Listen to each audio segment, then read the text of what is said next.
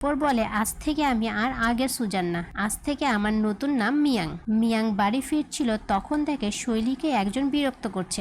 মিয়াং লোকটাকে আচ্ছা মতো ধোলাই দিয়ে তাড়াতাড়ি কেটে পড়ে, যেন শৈলী ওকে চিনতে না পারে।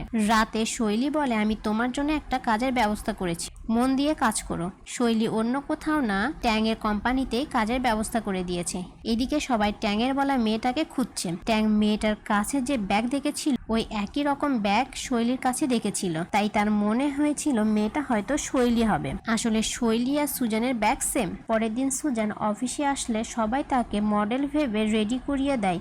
এটা দেখে ট্যাং অবাক হয়ে সুজানকে ইনসাল্ট করে কথা বলে, যার ফলে সুজান রাগ করে ওয়াশরুমে গিয়ে সুন্দর হওয়ার জন্য ব্রেসলেটে টাচ করে। আর ও অনেক বেশি সুন্দরী হয়ে বাহিরে এসে নিজের ভুল পরিচয় দিয়ে বলে, আমি মিয়াং, যার সাথে আপনাদের মিটিংয়ের কথা ছিল।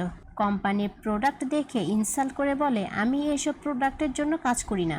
মিয়াং এমন কথা বললে অন্য মডেল হায়ার করতে চাইলে ট্যাং বলে, ও ঠিক বলেছে, আমাদের প্রোডাক্টের সেই কোয়ালিটিই নাই, তাই আমি নতুন করে প্রোডাক্ট তৈরি করব।